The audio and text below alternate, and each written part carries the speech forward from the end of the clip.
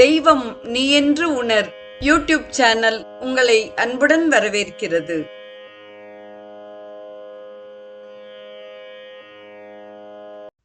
வாழிய செந்தமிழ். அன்பு நிறை உள்ளங்களுக்கு அன்பார்ந்த வணக்கங்கள். வாழ்ந்து காட்டிய வள்ளல்கள் வரிசையில் முதலாவதாக நாம் இதுகாரும் கிருபானந்த வாரியார் சுவாமிகளின் வாழ்க்கை வரலாற்றையும் அருணகிரிநாதர் அருளி செய்த திருப்புகழ் பாடல்களுக்கு வாரியார் சுவாமிகள் அருளிய விரிவுரையையும் பொழிப்புரையையும் சிந்தித்தோம். இன்றைய நிகழ்வு வாரியார் சுவாமிகள் வாழ்க்கை வரலாற்றின் நிறைவு பகுதியாக அமைகிறது. ஒருமுறை வாரியார் சுவாமிகள் பயணம் செய்து கொண்டிருந்த ரயில் ஒரு ஸ்டேஷனில் சிறிது நேரம் நின்றது. வாரியார் தமது திருநீற்று பையிலிருந்து திருநீற்றை எடுத்து நெற்றியில் பூசிக்கொண்டார். அதனை இளைஞர்கள் சிலர் பிளாட்பாரத்தில் நின்று பார்த்தனர். அவர்களில் ஒருவன், சாமி வெள்ளையடிக்கிறாரடா என்று கேலியாக கூறினான். தம்பி, கொஞ்சம் இங்கே வா என்று அந்த இளைஞனை வாரியார் அழைத்தார். அவன் அருகில் வந்தான். வாரியார் தன்னிடமிருந்த பழத்தையும் சில புத்தகங்களையும் அவனிடம் கொடுத்தார். தம்பி, நாம் குடியிருக்கும் வீட்டிற்கு தான் வெள்ளையடிப்போம். பாழ் வீட்டிற்கும் குட்டி சுவற்றுக்கும் வெள்ளையடிப்போமா? என்னுடைய தலைக்குள் மூளை குடியிருக்கிறது, அதனால் தான் வெள்ளையடிக்கிறேன் என்றார். அந்த இளைஞனும் அவனுடன் நின்றவர்களும் வாரியாரை வணங்கி திருநீறு பெற்று சென்றனர். இவ்வாறு அன்புடனும் அறிவுபூர்வமாகவும் பேசி விளக்கி இளைஞர்களை நல்வழிப்படுத்தியவர் வாரியார். ஒருமுறை மேடையில் வாரியார் சுவாமிகள் பேசிக் கொண்டிருந்தார். அந்த சமயத்தில் கூட்டத்திலிருந்து சிலர் எழுந்து செல்ல தொடங்கி இருக்கின்றனர். அதை பார்த்துவிட்ட சுவாமிகள் தான் பேசிக்கொண்டிருந்த விஷயத்துக்கு இடைவெளி விட்டு, எனக்கு எதுக்காக சொல்லின் செல்வர் பட்டம் கொடுத்தாங்கன்னு தெரியுமா? பட்டம் வாங்கும்போது புரியலை, இப்ப தெளிவா விளங்குது என்று கூறியிருக்கிறார். கூட்டம் திருதிருவென முழிக்க சுவாமிகளே தொடர்கிறார். நான் பேசிக்கொண்டிருக்கிறேன், அவர்கள் புறப்படுகிறார்களே. நான் சொல்லின் அவர் செல்வர், அதை குறிப்பிட்டுத்தானே எனக்கு அந்த பட்டம் கொடுத்திருக்கிறார்கள் என சுவாமிகள் சொன்னதும் கூட்டம் முழுவதிலும் சிரிப்பலை. நகைச்சுவையை தேவைப்படும் இடங்களில் மட்டும் நறுக்காக பயன்படுத்துவதில் வல்லவர் நம் வாரியார் சுவாமிகள். தொடர்ந்து நாம் வாரியார் சுவாமிகள் தான் செல்லும் இடங்களிலெல்லாம் அறியாமையை போக்கி அறநெறியை வளர்க்க கூறிய சில பொன்மொழிகளை இங்கே சிந்திப்போம். நாய்க்கு ஒருவன் ரொட்டியை நீட்டினால் நாய் ரொட்டியை நோக்குமே அன்றி ரொட்டி தருகின்றவனை நோக்காது. அதுபோல இறைவன் வழங்கும் பொருளை எதிர்பார்த்து அந்த பொருளை வழங்கிய இறைவனை எண்ணாத மக்கள் நாய் போன்றவர்கள் என்று கூறுகிறார். தானம் தருபவரை விட அதனை பெறுபவரின் இயல்பை பொறுத்தே தானத்தின் தகைமை உயர்கிறது. மழை நீரானது காய்ச்சிய இரும்பின் மீது விழுந்தால் சுண்டி போய்விடும். தாமரை இலையிலே விழுந்தால் விழுந்தபடியே இருக்கும். சிப்பியிலே விழுந்தால் முத்தாக விளையும். மாமரம் பழுத்தால் கிளிகளும் குயில்களும் உண்ணும். வேம்பு பழுத்தால் காக்கைகள் மட்டுமே சுவைக்க முயலும். அதுபோல் உத்தமன் தேடிய திரவியத்தை மேலோர் அனுபவிப்பர். தீயவன் திரட்டிய செல்வத்தை தீயவர் பின் அனுபவிப்பர். குடும்பம் என்பது பசுமையான மரத்தை போன்றது. அதில் மனைவி என்பவர் வேர், கணவன் என்பவர் அடிமரத்தண்டு, பிள்ளைகள் என்பவர்கள் இலைகளும் மலர்களும். அந்த மரத்தில் விளையும் சுவை மிகுந்த பழங்கள்தான் அறச்செயல்களாகும். மரமானது பல்வேறு விதமான ஜீவராசிகளுக்கும் பயனளிப்பது போல் நமது குடும்பம் என்னும் மரம் மற்றவர்களுக்கு பயன் தர வேண்டும் என்கிறார். பாலுக்குள் இருக்கும் நெய் நம் கண்களுக்கு எளிதில் தெரிவதில்லை. அவ்வாறே உண்மையான பக்தியினால் மட்டுமே இறை சக்தியை உணர முடியும். நெருப்பு எரியும் இடத்தில்தான் புகை கிளம்பிக் கொண்டிருக்கும். நெருப்பினால் நமக்கு தேவையானவற்றை சூடுபடுத்திக் கொள்ளலாம், மற்ற தேவைகளுக்கும் பயன்படுத்திக் கொள்ளலாம். ஆனால் புகையினால் எந்த ஒரு பயனும் விளையப் போவதில்லை என்கிறார். வயல்களில் தூவப்படும் சில விதைகளே பல ஆயிரம் மடங்கு பயிர்களை திருப்பித் தருகின்றன. அதைப்போல ஒருவர் செய்யும் நன்மையும் தீமையும் அவர்கள் செய்ததற்கு ஏற்ற வகையில் பல மடங்காக பெருகி அவரிடமே திரும்ப வந்து சேரும் என்பதாக அழகான பொன்மொழிகளை நமக்கு அள்ளி கொடுத்திருக்கிறார். வாரியார் சுவாமிகள் ஒரு கோவிலில் திருவிளையாடல் புராணம் சொற்பொழிவு ஆற்றிக் கொண்டிருந்தார். அவரின் சொற்பொழிவு கேட்பவர்கள் மிக்க கவனமாக கேட்டுக்கொண்டிருப்பார்கள். ஏனெனில் அரங்கத்தில் அமர்ந்திருப்பவர்களிடம் திடீரென்று கேள்விகள் கேட்பார். அதிலும் முன்வரிசையில் உட்கார்ந்திருப்பவர்கள் மிக்க கவனத்துடன் இருப்பார்கள். சரியான விடை சொல்பவர்களுக்கு புத்தகங்கள் பரிசளிப்பார். சிவபெருமானின் பெருமைகளை சொன்னபடி இருந்த கிருபானந்த வாரியார் திடீரென்று ஒரு சிறுவனை எழுப்பி, "தம்பி, முருகனின் அப்பா பெயர் என்ன?" என்று கேட்டார். அது திருவிளையாடல் சினிமா வந்த நேரம். அதில் நடிகர் திலகம் சிவாஜி கணேசன் முருகனுக்கு அப்பாவாக நடித்திருப்பார். அதை பார்த்திருந்த சிறுவன் சிவாஜி என்று சொன்னான். கூட்டத்தினர் அனைவரும் கொல்லென்று சிரித்தனர். வாரியார் சுவாமிகள் கையசைத்து அச்சிறுவனை அழைத்து கூட்டத்தினரின் சிரிப்பை அடக்கிவிட்டு, "அவன் சரியாகத்தானே சொல்லி இருக்கிறான். நீங்க நேருவை நேருஜின்னு சொல்றீங்க, காந்தியை காந்திஜின்னு சொல்றீங்க. அதை போலத்தான் இந்த பையன் சிவாவை சிவாஜி என்று சொன்னான். வட இந்தியாவில் ஒருவரை மரியாதையாக அழைக்க ஜி என்று சேர்ப்பது வழக்கம். அந்த அர்த்தத்தில் சிவாஜின்னு சொல்லியிருக்கான்" என்றாரே பார்க்கலாம்.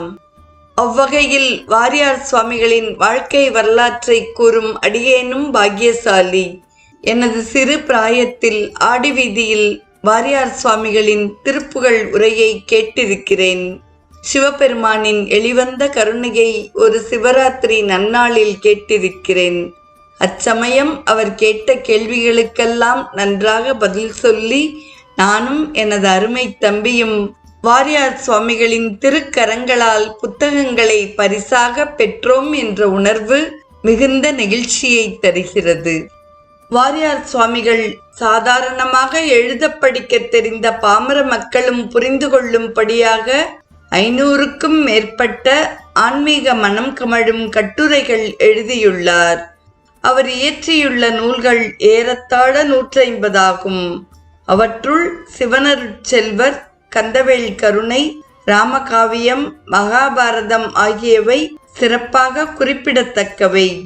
கேட்கும் செவிக்கும் கற்கும் சிந்தைக்கும் இன்பம் பயக்கும் அவரது சொற்பொழிவுகளுள் 83 சொற்பொழிவுகள் குறுந்தகடுகளாக வந்துள்ளன. குழந்தைகளுக்கு தாத்தா சொன்ன குட்டி கதைகள் என்ற நூலை அவர் எழுதினார். பாம்பன் சுவாமிகளின் வாழ்க்கை வரலாற்றையும் வாரியார் எழுதியுள்ளார். வாரியார் சுவாமிகள் கோடிக்கணக்கான தமிழர் உள்ளங்களில் நற்பண்புகளையும் நெறிமுறைகளையும் வளர்த்தவர். எளிமையின் வடிவமாக திகழ்ந்தவர். ஆன்மீக சொற்பொழிவாற்றும் போது இடையிடையே தரமான நகைச்சுவையை கலந்து எல்லோரையும் மனம் விட்டு சிரிக்கவும் சிந்திக்கவும் செய்தவர். வாரியார் சுவாமிகளின் நகைச்சுவை யாருடைய மனத்தையும் புண்படுத்தாது.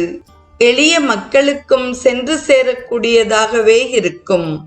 பருத்தியூர் பாலு என்ற கவிஞர் அன்னைதாசன் பருத்தியூர் சந்தான மாரியம்மன் மீது ஒரு தோத்திர நூல் இயற்றினார். அந்த நூலை வெளியிட வாரியார் சுவாமிகள் பருத்தியூருக்கு வருகை தந்தார். அச்சமயம் வாரியார் திருவாரூரில் தங்கி தொடர் சொற்பொழிவு ஆற்றி வந்தார். அதனை ஏற்பாடு செய்த திருவாரூர் தொழிலதிபர் கணேசன் வாரியாரை பருத்தியூருக்கு அழைத்து வந்தார். அவர் பருத்தியூர் பாலுவின் நண்பர். அவர் டாடா நிறுவனத்துடன் தொடர்புடையவர். அதனால் அவரை டாடா கணேசன் என்றே அழைப்பார்கள். வாரியார் சுவாமிகள் நூலை வெளியிட்டு உரையாற்றினார். ஆயிரக்கணக்கானோர் கூடியிருந்தனர். கிராமத்து சிறுவர்கள் முன்வரிசையில் அமர்ந்து ஆர்வத்துடன் வாரியாரின் பேச்சை கேட்டனர். வாரியார் வழக்கம் போல் சிறுவர்களிடம் சில கேள்விகளை கேட்டார். அவர்கள் பளிச்சென்று பதிலளித்தனர். வாரியார் அச்சிறுவர்களுக்கு சில புத்தகங்களை பரிசாக கொடுத்தார். சிறுவர்கள் புத்தி கூர்மை உடையவர்களாக இருப்பதை அறிந்த வாரியார் சுவாமிகள் கடினமான கேள்விகளை கேட்டார். அவற்றுக்கும் சிறுவர்கள் தயங்காமல் பதிலளித்தனர். தங்கங்களே, நான் பிர்லாவாக இருந்திருந்தால் உங்களுக்கு தங்கத்தில் மோதிரம் போட்டிருப்பேன் என்று கூறினார். சிறுவர்களில் ஒருவன், சாமி, பிர்லா இல்லாவிட்டால் என்ன, இதோ டாட்டா இருக்கிறாரே என்றான். சிறுவன் டாட்டா கணேசனை குறிப்பிட்டு கூறியதை கேட்ட வாரியார் வாய்விட்டு சிரித்து விட்டார். தன்னிடம் இருந்த அத்தனை புத்தகங்களையும் சிறுவர்களிடம் கொடுத்து மகிழ்ந்தார். சிறுவர்களையும் அவர்களை பெற்றெடுத்த பருத்தியூர் மண்ணையும் வெகுவாக பாராட்டினார் வாரியார் சுவாமிகள். சந்தன மாரியம்மனை தரிசித்து திருவாரூருக்கு புறப்பட்டார்.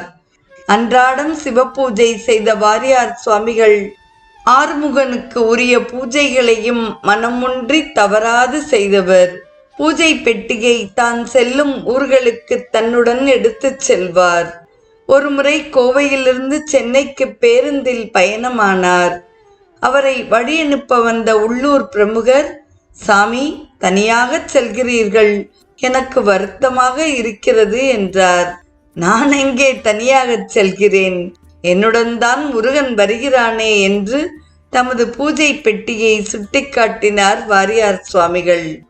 வாரியார் சுவாமிகள் 1993ஆம் ஆண்டு அக்டோபர் மாதம் லண்டனுக்கு சொற்பொழிவாற்றச் சென்றார். அங்கு வாரியாரின் உடல்நிலை பாதிக்கப்பட்டது. நவம்பர் 6ஆம் நாள் லண்டனில் இருந்து புறப்பட்டு அடுத்த நாள் விடியற்காலை மும்பை வந்தார். அங்கிருந்து காலை 6 மணிக்கு புறப்பட்டு சென்னைக்கு விமானத்தில் வந்து கொண்டிருந்தார். வாரியாருடன் வந்தவர்கள், இப்போது திருப்பதிக்கு மேலே பறக்கிறோம் என்றனர். அப்படியானால் திருத்தணியும் வந்துவிடுமே என்றார் வாரியார் சுவாமிகள். முருகா முருகா என்றபடி கண்ணை மூடினார். அக்கணமே முருகனுடன் கலந்து விட்டார். மாணிக்க வாசகரை வள்ளலார் வான்கலந்த மாணிக்க வாசகர் என்று போற்றினார். வான்வெளியில் முருகனுடன் கலந்த வாரியாரையும் வான்கலந்த வாரியார் என்று குறிப்பிட்டால் அது மிகையல்ல. சுவாமிகளின் பிறந்த ஊரான காங்கேயநல்லூரில் 8/11/1993 அன்று சமாதி நிலை கண்டார். சில ஆண்டுகளில் அங்கு வாரியார் மணிமண்டபம் கட்டப்பட்டது. வாழ்ந்து காட்டிய வள்ளல் வாரியார் சுவாமிகள் என்னும் இத்தொடருக்கு நாம் ஆதார நூல்களாக எடுத்துக்கொண்டது குகஸ்ரீ வாரியார் பதிப்பகத்தின் கிருபானந்த வாரியார் வாழ்க்கை வரலாற்று சுருக்கம் மற்றும் பருத்தியூர் டாக்டர் கே சந்தானராமன் அவர்கள் எழுதிய வள்ளல் வாரியார் என்ற நூலும், குகஸ்ரீ வாரியார் பதிப்பகத்தின் மதுரை திருப்புகழ் விரிவுரை, வல்லக்கோட்டை திருப்புகழ் விரிவுரை, காஞ்சிபுரம் திருப்புகழ் விரிவுரை, திருவானைக்கா திருப்புகழ் விரிவுரை, வயலூர் திருப்புகழ் விரிவுரை ஆகிய நூல்களாகும். கடந்த 21 நாட்களாக வாழ்ந்து காட்டிய வள்ளல்கள் வரிசையில் திருமுருக கிருபானந்த வாரியார் அவர்களின் வாழ்க்கை வரலாற்றையும் அருணகிரிநாத பெருமான் அருளிய திருப்புகழ் சிலவற்றுக்கு வாரியார் சுவாமிகளின் பொழிப்புரை மற்றும் விரிவுரைகளை உங்கள் அனைவரிடமும் பகிர்ந்து கொள்ளும் பெரும் பாக்கியம் அடியேனுக்கு கிடைத்ததில் பெருமகிழ்வு அடைகிறேன். இந்நிகழ்ச்சி புலனம் மூலம் ஒளிநாடாவாக வலம் வரும் போது நாள் தவறாமல் தினந்தோறும் மிகுந்த ஊக்கமும் உற்சாகமும் ஊட்டியவர்கள் 3 பேர்கள். வாரியார் பெருமை வாரி வழங்கும் வள்ளல் வாழ்க என்றும், துத்துதல் தெத்தாத தத்தையின் துப்புதல் தேனே என்றும், துத்துதல் தெத்தாத தத்தையின் துப்புதல் வாழ்க என்றும் மதுரையில் வசிக்கும் எனது சிற்றப்பா திரு குமார் அவர்கள் கவிதையால் என்னை வாழ்த்துகிறார். தேரை தேங்காயும் யானை விளாம்பழமும் விளக்கம் அருமை என்றும் 2021ஆம் ஆண்டிலிருந்து இவரது பிறந்த நாள் அரசு விழாவாக கொண்டாடப்படும் என அவரது ஆட்சி காலத்தில் முதல்வர் எடப்பாடி பழனிசாமி அவர்கள் அறிவித்ததையும் என் மூத்த சகோதரி திருமதி நிர்மலா அவர்கள் பதிவிட்டுள்ளார். அது மட்டுமல்லாமல் வாரியார் சுவாமிகள் குறித்த நகைச்சுவையான நிகழ்ச்சிகளையும் பொன்மொழிகளையும் பகிர்ந்துள்ளார். அதில் சிலவற்றை இந்த நிறைவுரையில் நான் இங்கே பகிர்ந்துள்ளேன். மூன்றாவதாக, மரத்தில் உள்ள வேர், தண்டு, கிளை, இலை, பூ, காய், பழம் இவைகளை குடும்பத்திற்கு ஒப்பிட்டு நாணல் போலும் வாழ்க்கை வாழ வள்ளல் கூறிய விளக்கம் அருமை எனவும் காரைக்குடியில் வசிக்கும் திருமதி சுலோச்சனா அவர்கள் இங்கே பதிவிட்டுள்ளார்கள். வள்ளல் வாரியார் பற்றிய விளக்கம் சிறப்பு என்றும் தொடர்ந்து பதிவிட்டுள்ளார்கள். திருமதி அம்சவேணியும் அவ்வப்பொழுது குறியீடுகள் மூலம் தனது வாழ்த்தை கூறியிருக்கிறார். இந்நிகழ்வை தினமும் கேட்டு மகிழும் அத்துணை நல்ல உள்ளங்களுக்கும் நெஞ்சார்ந்த நன்றி. மீண்டும் நாளை முதல் வாழ்ந்து காட்டிய வள்ளல்கள் வரிசையில் மற்றும் ஒரு சான்றோர் குறித்து சிந்திப்போம். வாழிய செந்தமிழ். தெய்வம் நீ என்று உணர் யூடியூப் சேனலை கேட்டு மகிழ்ந்த நீங்கள் உங்கள் நட்பு வட்டத்திற்கும் பகிர்ந்து தொடர்ந்து உங்களது நல்ல ஆதரவினை சப்ஸ்கிரைப் செய்து வழங்குமாறு அன்புடன் வேண்டுவது உங்கள் அன்பின் விசாலம்.